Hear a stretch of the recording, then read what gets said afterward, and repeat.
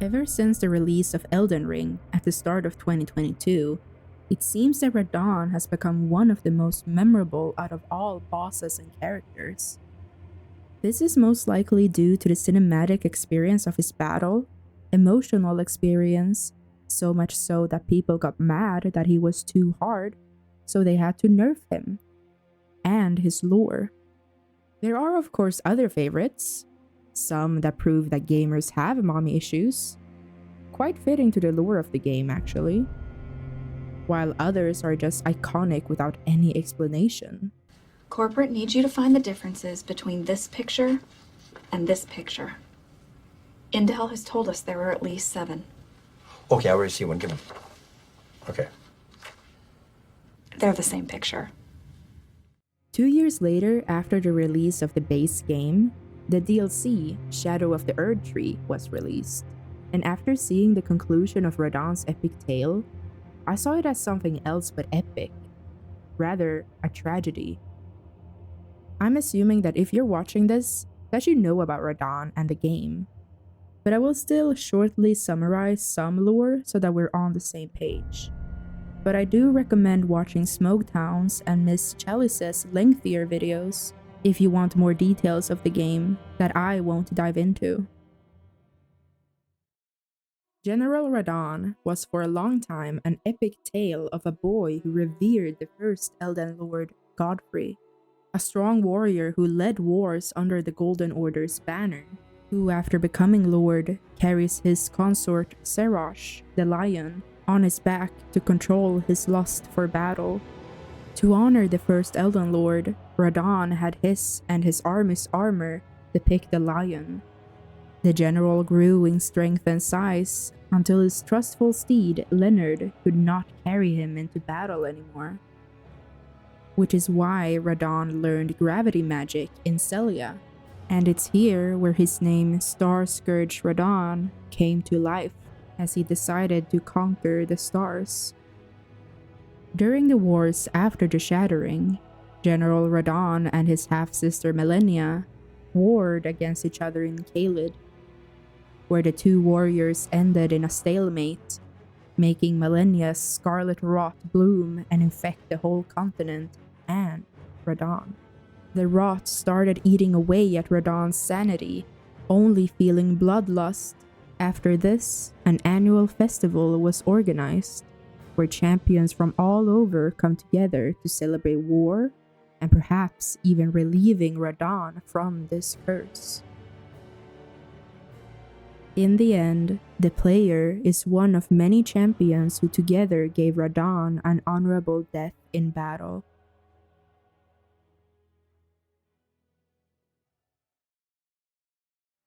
There's definitely some comparisons one can make when it comes to General Radahn and Achilles from Homer's The Iliad.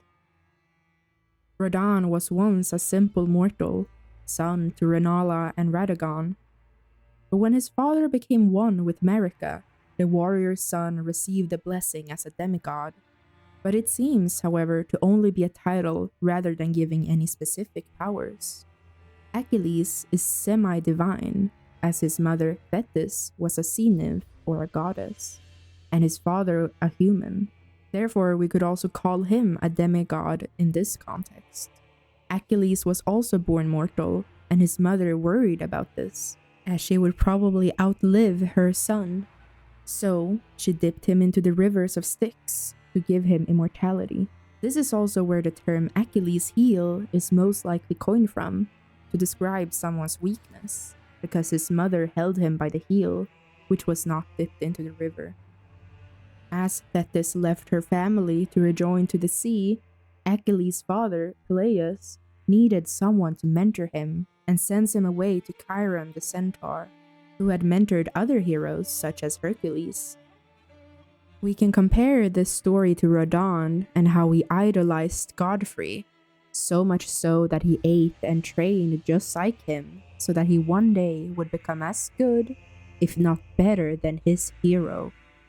While centaurs, men with a human upper body and the lower body as a horse, have been described as creatures with wisdom in Greek myth, they have also been depicted as violent beasts.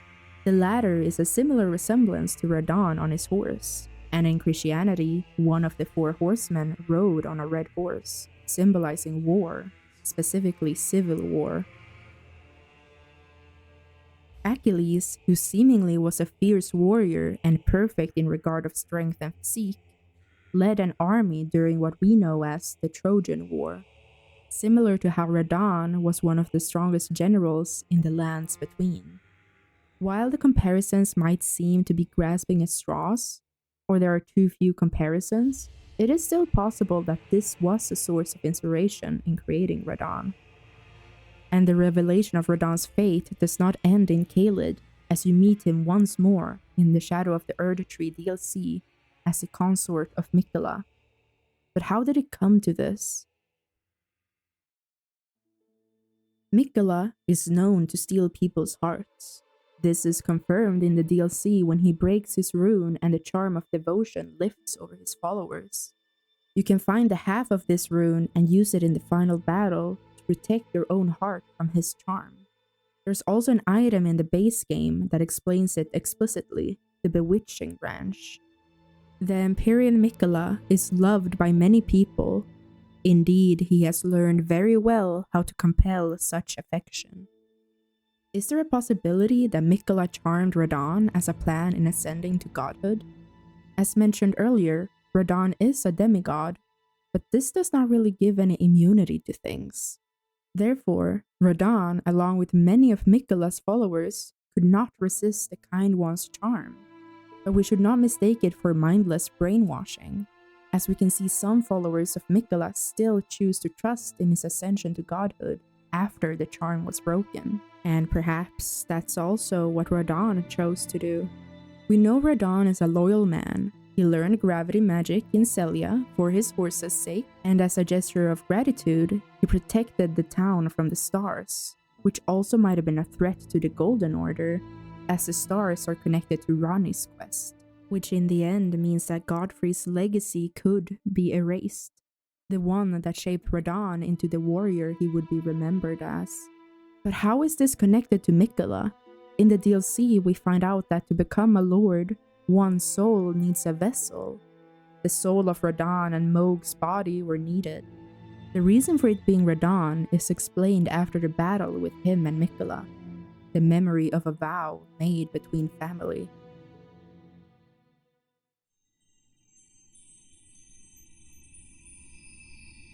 Lord brother,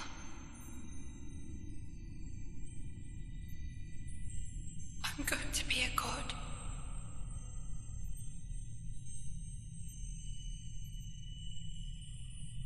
If we honor our part of the vow,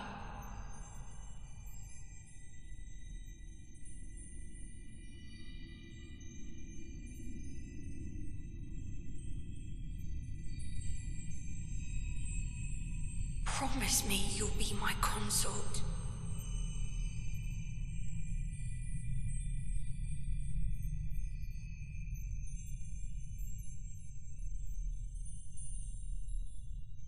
I'll make the world a gentler place.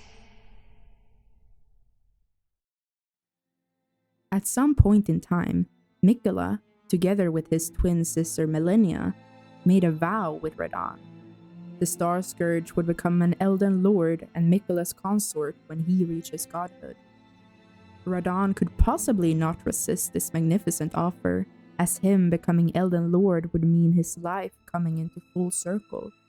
After all, he's chased the lifestyle of Godfrey, and this was the last part to enter the history of champions. It is not exactly pointed out what the twins' part were, however, but it is highly speculated that it has something to do with the Battle of Aeonia in Caelid. Could it have been that Malenia and Radahn were to battle in a comfortable environment for the future consort, and let him fall in battle honorably so that his soul could go to the land of shadows, leaving behind an epic tale of a warrior? It is possible that Radahn, the strong champion who held the stars in place, resisted the charms at one point and saw that his loyalty to the Golden Order was conflicted, and therefore Malenia punished him with a curse to live as a rabid dog lusting for blood. a metaphor of his legacy. The Young Lion's armor is a set you can get after finishing the DLC, and its description says, "The golden armor worn by Radahn in his younger years, proudly adorned with heroic red accents. It is fitting attire for a lion. When Malenia, blade of Miquella, let the rot flower blossom in Aeonia, Radahn heard a murmur in his ear. Miquella awaits thee, O promised consort." This quote makes it lean into the theory that the battle was planned all along. Perhaps Malenia's scarlet rot bloom was a surprise even to her, or maybe she had not thought of Radahn resisting death, just as the possibility of him resisting Miquella's bewitching. Either way, Radahn had to die somehow, so that his soul could enter the empty vessel of Mohg in the Lands of Shadow, which is explained to be the very center of the lands between. All manners of death wash up here, only to be suppressed. A place where Queen Marika hides away anything that could count as a threat to the current belief in the Golden Order. Perhaps Marika found out Radahn's vow, and Miquella planned all of this so that the Great Warrior would end up here, to further the plan to godhood. But it all stopped when the Scarlet Rot took over the future consort. Lucky for Miquella though, as the player came and ended Radahn's misery so that the plan could keep on moving. However, these are all just theories, and I'm not sure exactly what to believe, and the answer is somewhere between all of it. But I'd love to know what you think from your own findings in the game.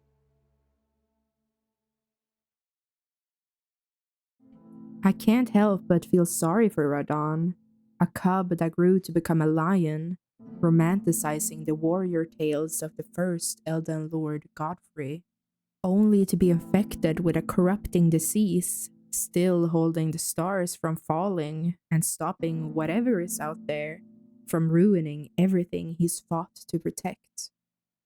And in the end, relieving him from the rot eating his mind. But perhaps the mindless bloodlust was better than where he would end up. While there are discussions if Radahn was actually charmed, one could simply imagine if he was, being manipulated into being a consort for a god who will destroy everything he fought for is one tragic tale. And if we now wanted to compare Achilles to Radahn, what would the mighty general's weakness be? Radahn's Achilles' heel is his unwavering loyalty. If he was indeed charmed, then the vow he made has bound him to an inescapable fate. Thank you for watching. These past days, I've been completely lost in the Lands of Shadows, and I have to say that this is my favorite DLC which FromSoft has released. I just feel like I had to get my thoughts and feelings out there about Radahn in some capacity. So just remember that these are just theories and me blabbering about the things I found and read about. And if you have any thoughts about the video or even the lore of Elden Ring, feel free to comment down below. Thank you and talk to you later, guys.